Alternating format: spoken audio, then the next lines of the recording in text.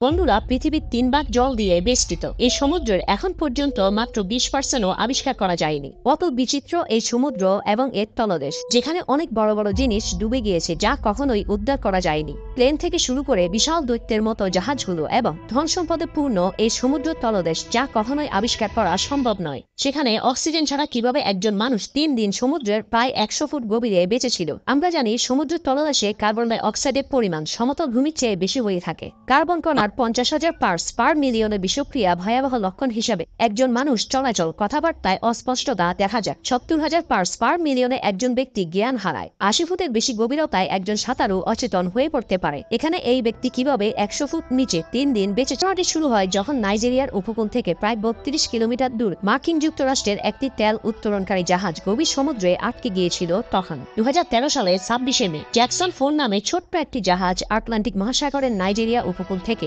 যাত্রা শুরু করে ভোর 4টায়। সেখানে 12 জনের একটি দল ছিল। এটি ছিল তাদের স্বাভাবিক একটি কাজ। তারা মূলত গভীর সমুদ্রের জাহাজগুলো কোনো কারণে আটকে গেলে কিভাবে সেখান থেকে উদ্ধার করা হয় সেই কাজটি করত, এবং এই কাজটি তারা অনেক বছর ধরে করছে। কিন্তু ঘটনাটি শুরু থেকে তাদের কাছে সবকিছু অস্বাভাবিক মনে হচ্ছিল। যাত্রা শুরু করার মাত্র 30 মিনিট পর জাহাজটি যখন তীর থেকে প্রায় 20 কিলোমিটার দূরে অবস্থান করছিল, দুর্ভাগ্যক্রমে জাহাজটি একটি বড় ঢেউয়ের আঘাতে মুহূর্তের মধ্যে সাগরের পানিতে তলিয়ে যায়। সাধারণত এ ধরনের বড় টাগবোটগুলোর দরজা খুব শক্ত করে লাগানো থাকে, কারণ সমুদ্রে জলদস্যুদের আক্রমণ খুবই সাধারণ একটি ব্যাপার। ঘটনার দিন ভোর 4টায় জাহাজটি যখন উপকূল থেকে 20 কিলোমিটার দূরে পৌঁছায় এবং সেখান থেকে তাদের উদ্ধার করা জাহাজটিও ছিল, তখন তারা ওই জাহাজটির সাথে তাদের জাহাজের একটি শক্ত লোহার রড দিয়ে টেনে তীরের দিকে আনতে শুরু করে। এতটুকু পর্যন্ত সবকিছু ঠিকঠাক ছিল, কিন্তু যখন তারা উপকূলের দিকে আসছিল ঠিক তখনই হঠাৎ করে সমুদ্রের বিশাল একটি ঢেউ এসে তাদের জাহাজটিকে নিমিষেই পানির নিচে তলিয়ে নিয়ে যায়। এই ঢেউ এতটা শক্ত ছিল যে লোহার রড দিয়ে জাহাজটি তারা টানছিল সেটিও ভেঙে গিয়েছিল।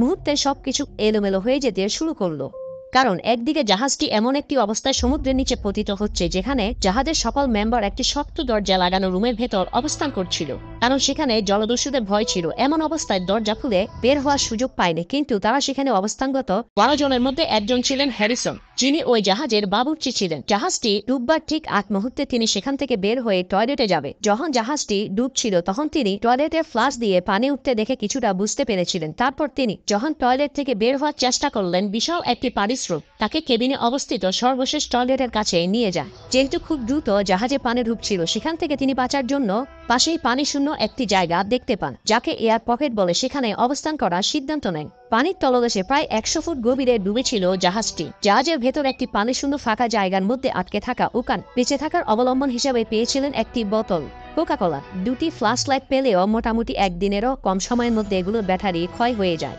এখন এমন অবস্থায় বেঁচে থাকা সবচাইতে গুরুত্বপূর্ণ যে জিনিসটি প্রয়োজন সেটি হচ্ছে অক্সিজেন। সেখানে নিঃশ্বাস নেওয়ার জন্য সে মাত্র 1 মিটার জায়গা পেয়েছিল। সে 1 মিটার জায়গায় তার নিঃশ্বাসের বিষাক্ত হয়ে আসছিল, তবে এয়ার পকেটে যে পরিমাণ অক্সিজেন ছিল তা দিয়ে সর্বোচ্চ 65 ঘন্টা পর্যন্ত একটি মানুষ বেঁচে থাকতে পারবে।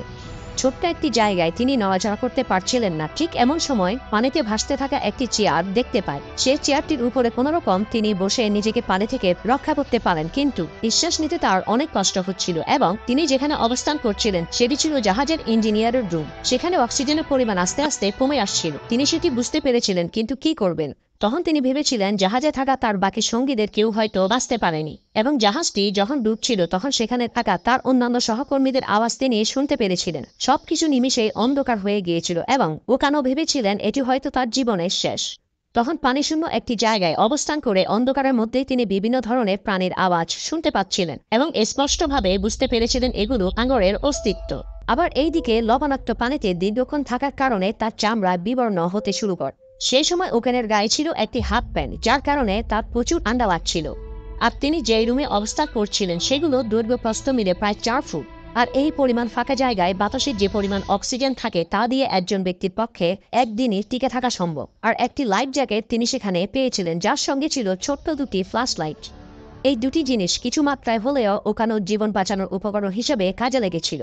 এখন অনেকের মনে প্রশ্ন জাগতে পারে, প্রচন্ড শীতল পরিবেশে হাইপোথার্মিয়ার হাত থেকে কিভাবে বেঁচেছিলেন তিনি, যেখানে পানির তাপমাত্রা 16 ডিগ্রির নিচে হলেও মাত্র 2 ঘন্টার মধ্যে একজন ব্যক্তি অচেতন হয়ে যেতে পারে।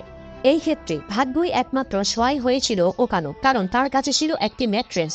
পানির নিচে অবস্থান করা 62 ঘন্টার মধ্যে বেশিরভাগ সময় ওই ম্যাট্রেসের উপরে অবস্থান করেছিলেন তিনি, যা তাকে পানির কাছ থেকে নিজেকে দূরে রাখতে সহায়তা করেছিল, ফলে তীব্র তাপমাত্রায় হাইপোথার্মিয়ায় ভুগতে হয়নি তাকে। ওকেন গভীর সমুদ্রে মরণঘাতী উচ্চ বায়ুচাপের হুমকিতেও এড়াতে সক্ষম হয়েছিলেন।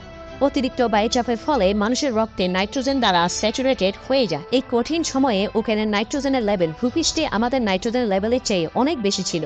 বায়ুপথ যে স্থানটিকে ওখানে আটকে ছিল সেখানে প্রচন্ড চাপের কারণে স্বাভাবিকের চেয়েও 4 গুণ বেশি বাতাস ছিল, ফলে অক্সিজেনের পরিমাণ ছিল 4 গুণ বেশি। বাড়তি এই অক্সিজেন স্বাভাবিকের চেয়েও বেশি সময় ওকেনকে বাঁচিয়ে রেখেছিল।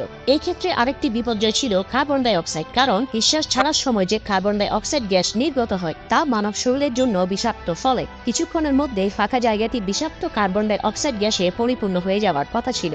ওই সময় তার মা আর তার স্ত্রীর কথা মনে পড়ছিল। কিছুদিন আগেই তিনি বিয়ে করেছিলেন। আসলে হঠাৎ করে কেউ কোনো নির্জন স্থানে একা হয়ে পড়লে তার অতীতের কথাগুলো মনে পড়তে থাকে। এটি স্বাভাবিক একটি ঘটনা। এই ঘটনা 3 দিন পরে তিনি কিছু উদ্ধারকারী দলের আওয়াজ এবং লাইটের আলো দেখতে পেলেন। সাথে সাথে তার মনে বেঁচে থাকার একটি আশা তৈরি হলো, কারণ একা এই অবস্থায় টানা 3 দিন থাকার পর সে তার আশা ছেড়েই দিয়েছিল। আলোর রেখাটি মিলিয়ে যাওয়ার পর ডুবুরিদের কাছে পৌঁছাতে ব্যর্থ হয়ে হতাশ হয়ে যান ওখানে। কিন্তু কিছুক্ষণের মধ্যেই আবার আলো রেখাটি দেখা গেল। ওখানে আবার ডুব দিয়ে সেদিকে এগিয়ে গেলেন। ডুবুরি তাকে তখনও দেখতে পায়নি। নিজের অস্তিত্বকে জানান দেওয়ার জন্য এই ডুবুরির ঘাড়ে স্পষ্ট করল ওকানো। ডুবুরিটি ভয় পেয়ে তৎক্ষণাৎ ভূত দেখার মতো করে চমকে উঠলেন।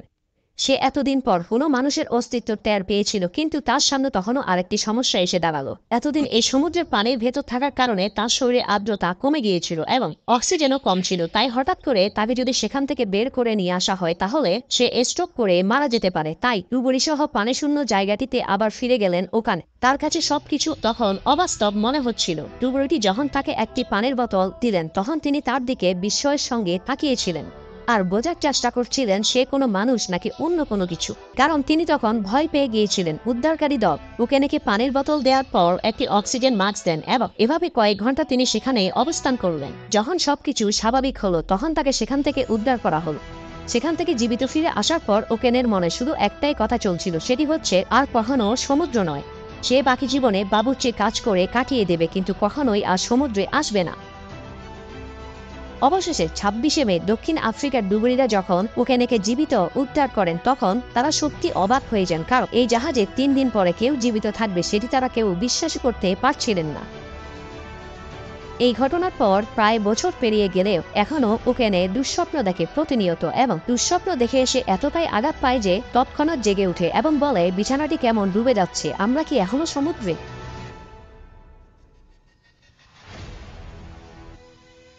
অসংখ্য ধন্যবাদ বন্ধুরা।